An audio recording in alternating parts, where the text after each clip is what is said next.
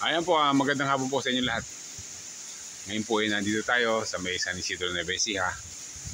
Ayan po, kasalukuyan po dumadaan dito yung bagyo na signal number 1 na si Paulo.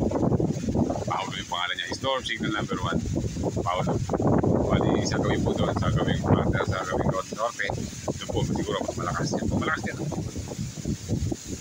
Nakita niyo po yung kawayan na ibabalik din. Malakas din. Malakas din yung bagyo, tapos yung ulan niya, medyo malakas din. Kasi po yung mga puno, yan, nakita yung mga puno ng paper tree yan. Yan po yung puno ng paper tree. Kasi nga po yung punong kawayan, napapayo ko rin yung kawayan. Malakas din. Bali nga po, nandito tayo sa school. Sa second floor po tayo. Sa second floor po tayo ng Santo Cristo Integrated School. Kasi nga po, nandun si Mrs. ko sa classroom niya. Nagano po siya, may ginagawa po sila. Bali po, kumain na po kami ng tanghalian. Tapos nga po, makita ko dito. May na po kasi yung signal dun.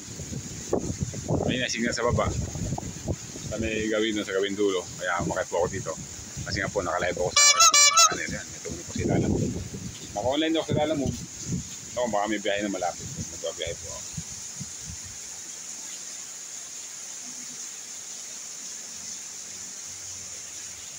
Ayan po, nabali na isang sangaw. Ayan po, may malakas-lakas pa rin yung hangin. Bababa na po ako dito sa taas ng building. So, para makapunta na ako sa klase ng misis. Ayan po. Ayan yung isang sakit ng klase na rin. Kasi siya yung walang downspout. May butas pero walang nakalagay na PVC. Kaya po ayan, nabulok po yung kisame. Nabulok pa di bakal. Ayan. Baba na po tayo sa akin.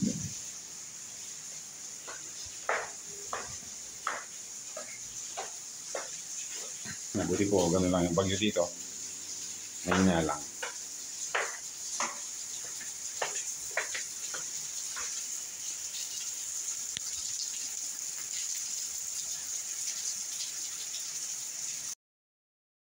Ayan po, nanguha po ako ng tanglad. Ilalaga ko po ito. Ito po yung aking iinumin. Kaysa po magkape, tanglad na lang. Mas masarap pa po ito. Ayan po, isasalang ko po siya dito sa kalan. Bali yan po. 4 na piraso po yung kinuha ko para mas malasa, mas masarap. Tanglad tea.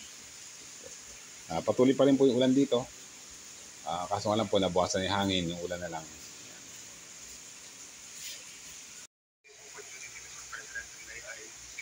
Ayun na po, kumukulo na. Sasana ko na po siya ngayon sa taas. Kumukulo yan. Masarap po yan. Tanglad tea. Ayun na po, nakita nyo. Hugot na yan. Umuusok pa. Malagay po siya sa taas. Matapang po ito kasi nga marami po ako nilagay. Mas matapang po sa tanglad, mas masarap.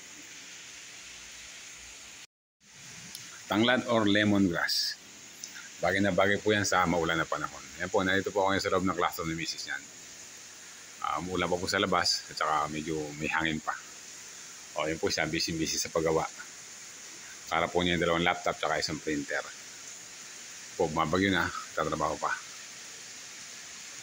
Balik po tayo sa tanglad na. Tanglad na masarap. Lemongrass tea.